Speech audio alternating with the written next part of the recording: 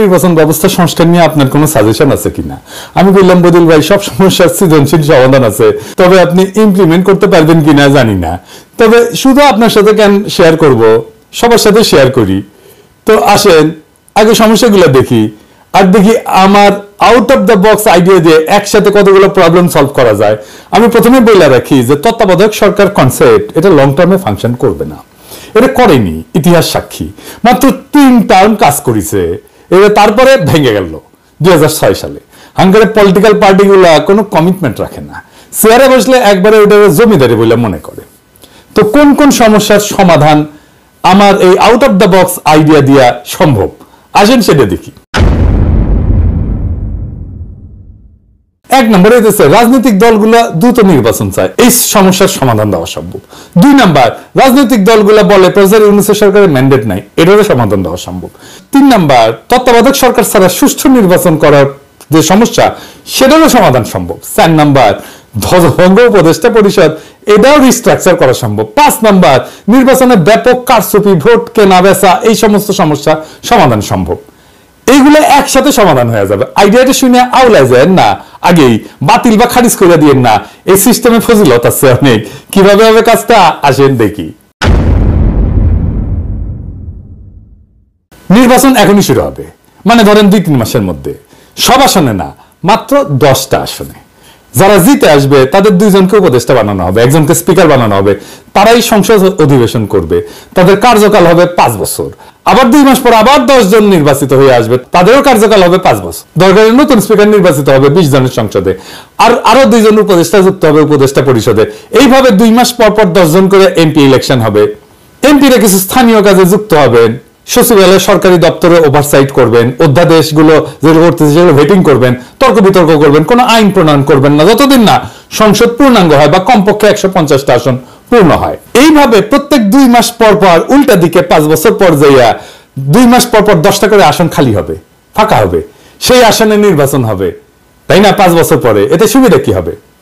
অল্প কয়েকটা আসনে নির্বাচন করার জন্য আপনি আইন শৃঙ্খলা রক্ষাকারী বাহিনীকে আসনের কেন্দ্রগুলোতে ব্যাপকভাবে মোতায়েন করতে পারবেন। ভোট কেন্দ্র দখল করা অসম্ভব হয়ে যাবে। নির্বাচনী পর্যবেক্ষণ খুবই ভালোভাবে করতে পারবেন, অনেক পর্যবেক্ষক দিতে পারবেন। পুরা নির্বাচন কমিশন মাত্র 10টা আসনের জন্য পূর্ণভাবে নিবেদিত থাকতে পারবে। কম লোক দিয়ে বেশি কাজ করা যাবে। মিডিয়া ওয়াচ থাকবে দারুণ ওই আসনগুলোতে, তাই টাকা পয়সা বিলানো বা নির্বাচনী আচরণবিধি লঙ্ঘন করা প্রায় অসম্ভব হয়ে যাবে। একটা হাইব্রিড শাসন চলবে কিছুদিন, যেখানে জনগণের নির্বাচিত প্রতিনিধিরাও থাকবে এবং ক্রমাগত তাদের সংখ্যা বাড়তে থাকবে। তারা অধ্যাদেশ ভেটিং করে দিলে উপদেষ্টা পরিষদের একছত্র কর্তৃত্ব খর্ব হবে এবং একটা আলাপ আলোচনা, তর্ক বিতর্ক হবে, ব্যালেন্স অফ পাওয়ার আসবে। অন্তর্বর্তীকালীন সরকার ধীরে ধীরে নির্বাচিত প্রতিনিধি দিয়ে প্রতিস্থাপিত হবে। হঠাৎ করে পরবর্তী সরকারকে দায়িত্ব নিতে হবে না, তাদের একটা প্রস্তুতি থাকবে। দ্রুত নির্বাচন দিতে হবে, এটা শুনতে হবে না প্রেসিডেন্ট ইউনূসকে, নির্বাচনের মধ্যে শুরু হয়ে যাবে। এই সরকারের ম্যান্ডেট নাই, এই অভিযোগে শুনতে হবে না।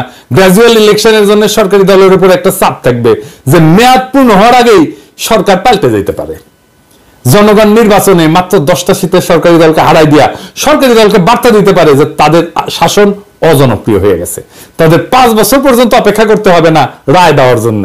সরকার 2.5 বছরে বদলে ফেলা সম্ভব। আপনারা দেখবেন সাধারণত সরকার গঠনের প্রথম 4টা বছর এর তুলনায় শেষ বছরের চিত্র কিন্তু ভিন্ন হয়। কিছুটা সংযত হইয়া শেষ বছরটা সরকার, সরকারি দল, নেতা কর্মী অনেকটাই জনবান্ধব হওয়ার চেষ্টা করে।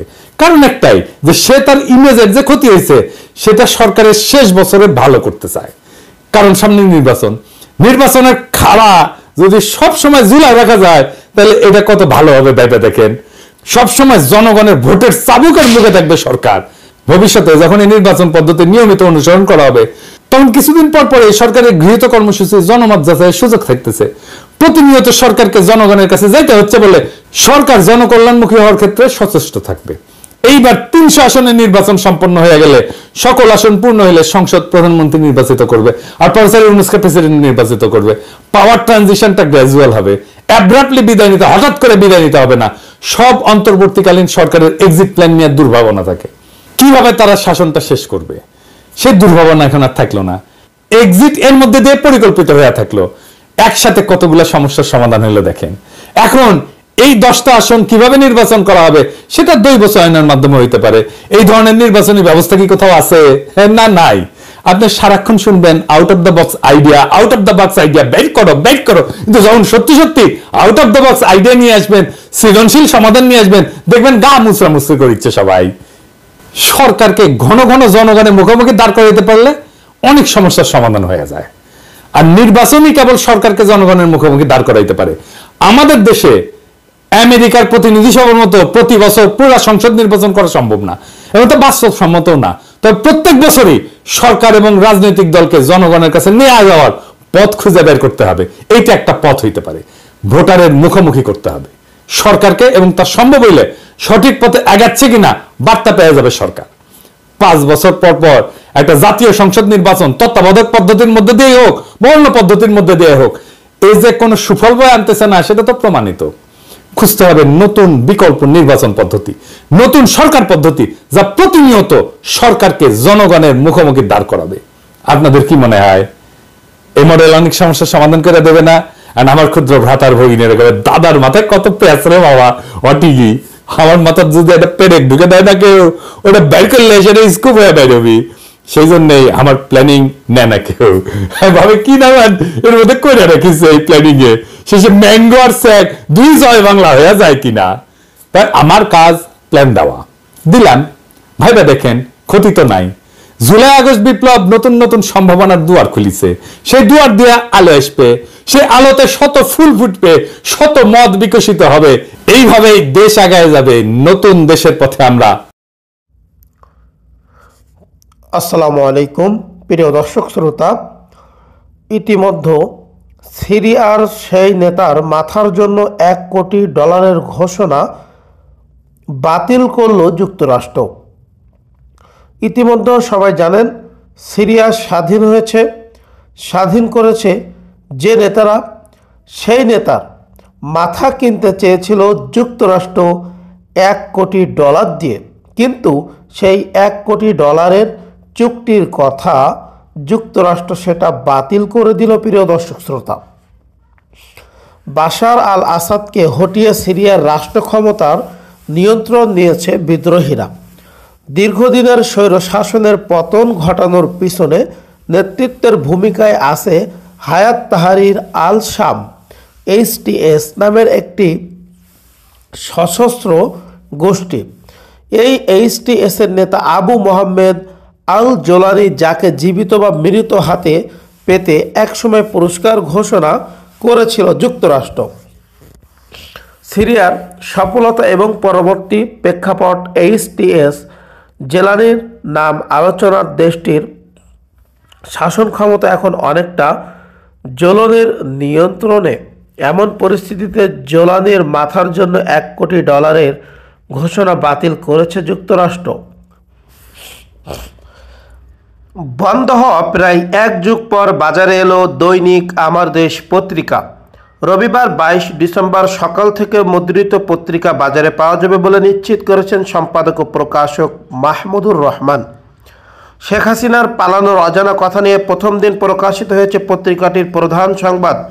দিল্লিকে ঢাকা অ্যাটাক করতে বলেছিলেন শেখ হাসিনা শিরোনামের প্রধান সংবাদে তুলে ধরা হয়েছে ছাত্র জনতার গণ অভ্যুত্থানে শেখ হাসিনার পালিয়ে যাওয়া নিয়ে অজানা ও চাঞ্চল্যকর নানা তথ্য আজ প্রকাশিত হয়েছে। করণপত্র সহ 48 পৃষ্ঠা, দাম রাখা হয়েছে 12 টাকা। প্রসঙ্গত 2004 সালে দৈনিক আমার দেশ পত্রিকার যাত্রা শুরু হয় দেশ বিরোধী ও মিথ্যা সংবাদ প্রকাশের অভিযোগে। 2013 সালের এপ্রিলে মাহমুদুর রহমানকে গ্রেফতার এবং পত্রিকা প্রিন্ট সংস্করণ বন্ধ করে দেওয়া হয়। তৎকালীন আওয়ামী লীগ সরকার ক্ষমতার পট পরিবর্তনের পর ফের পত্রিকাটি প্রকাশিত হলো আজ। প্রিয় দর্শক শ্রোতা, আমার দেশ পত্রিকা নিয়ে কার কি মন্তব্য অবশ্যই কমেন্ট করে জানাবেন। সকলকে অসংখ্য ধন্যবাদ। আসসালামু আলাইকুম। কখনো লাফাচ্ছেন, কখনো দৌড়াচ্ছেন, আবার কখনো চিৎকার চেঁচামেচি করছেন, বলছেন আজগুবি সব কথা, দিচ্ছেন নানা বিভ্রান্তিকর তথ্য। বাংলাদেশ থাকবে না, থাকবে না বাংলাদেশ। আজ আমি চিৎকার করব না, আমি রেগে কোনো কথা বলবো না, আমি অভিমান করছি, আমি শোকাহত। এমন অসংখ্য উদ্ভট কথার মাধ্যমে অনবরত বিভ্রান্তিকর তথ্য ও গুজবের জন্ম দিয়ে চলেছেন ভারতীয় টেলিভিশন চ্যানেল রিপাবলিক বাংলার সিনিয়র এডিটর ও হেড অফ ইনপুট হিসাবে কর্মরত ময়ূখ রঞ্জন ঘোষ। এবার সেই ময়ূখ রঞ্জনের বাড়ি ঘেরাও করল বিক্ষুব্ধ কৃষক ও জনতা। এ সময় তাদের স্লোগান দিতে দেখা যায়, মিথ্যা খবর বন্ধ করো, কৃষকের রুটি রুজির জবাব দাও।